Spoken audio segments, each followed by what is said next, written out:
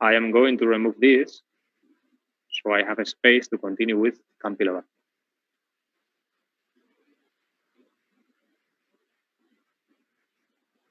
So Campylobacter,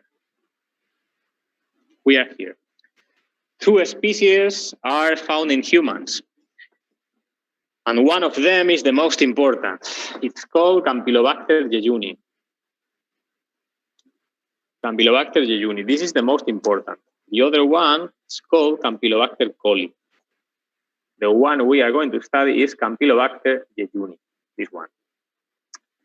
Campylobacter jejuni is an intestinal pathogen. So another one, an intestinal pathogen. So it will cause gastroenteritis with diarrhea. So this is another one for your table.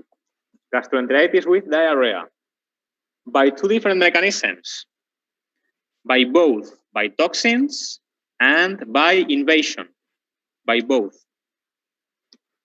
So we are going to write Campylobacter jejuni in the table of intestinal pathogens that you already have.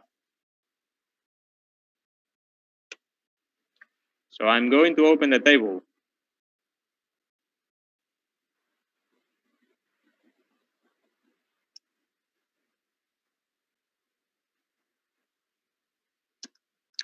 So we go to the table that you already know. So we are here. This table contains many intestinal pathogens.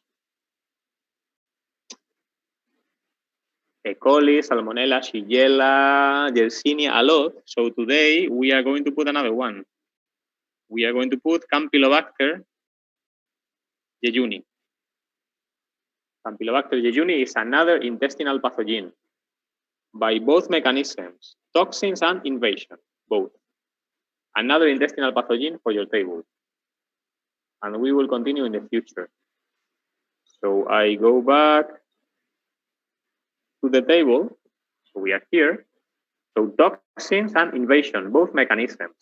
Gastroenteritis with diarrhea. And look, this diarrhea at the beginning, when you are infected, is like water, is watery. And maybe this watery diarrhea is produced by the toxins.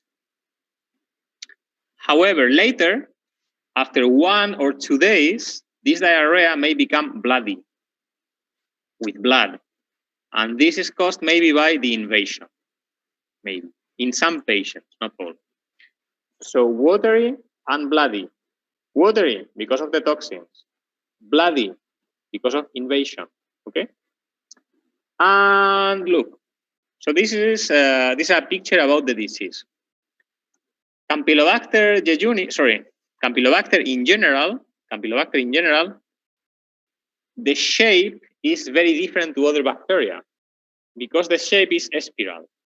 I show you the picture now. The shape is like a seagull. Do you understand this word, seagull? Yes, the bird. The bird, yes, exactly. I show you the bird.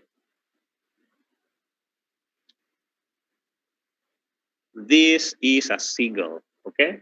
The bird, because of the appearance. A spiral shape like this.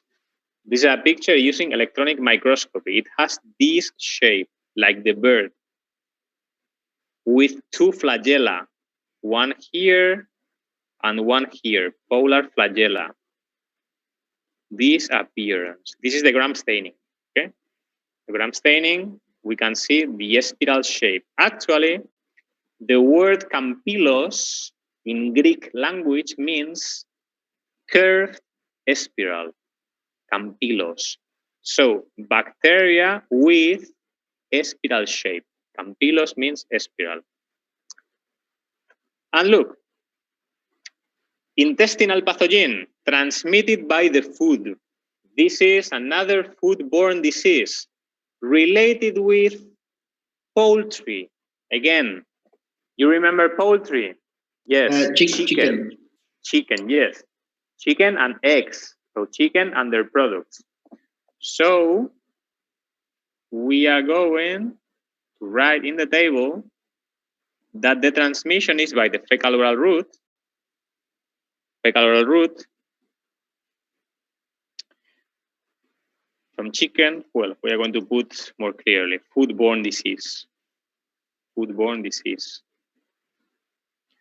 Foodborne, usually from poultry.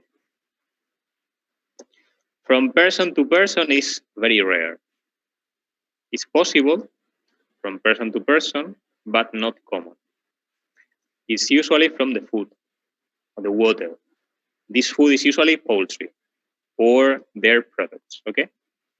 So currently, you already know 2 intestinal pathogens that cause diarrhea related with poultry. You know 2, Campylobacter jejuni and some species of Salmonella. You remember? Many Salmonella species are acquired from infected poultry, and we suffer diarrhea. So you already know, because I repeat it many times, what's the most important treatment of this diarrhea? The most important treatment is fluid replacement. This is the most important treatment of any kind of diarrhea, fluid replacement. So, to give water and electrolytes. The most important treatment for any kind of diarrhea. However, in some patients, we use antimicrobials. In some patients, we use antimicrobials that you don't have to remember. Patients with severe disease. We don't have any vaccine to prevent gastroenteritis by Campylobacter jejuni. The best way to prevent this disease, because this is a foodborne disease, the best way to prevent is hygiene, sanitation. I go back to the PowerPoint.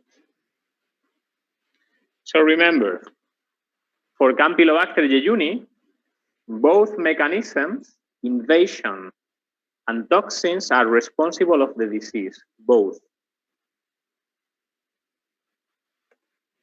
Campylobacter jejuni is maybe one of the most important causes of bacterial diarrhea in the world. We are not sure if it's the most common, but one of the most common.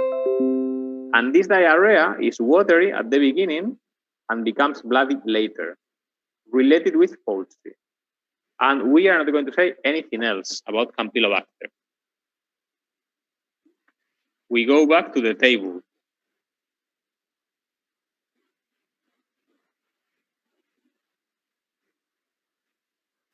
And we are going to continue with Helicobacter. Helicobacter is very similar to Campylobacter.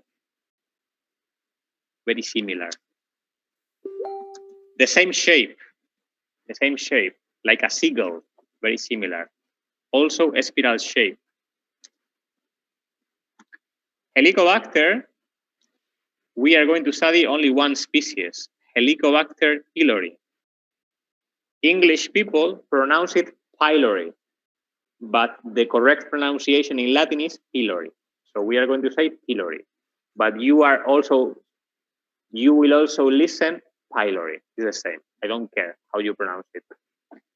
Helicobacter pylori is very similar to Campylobacter. It has a spiral shape.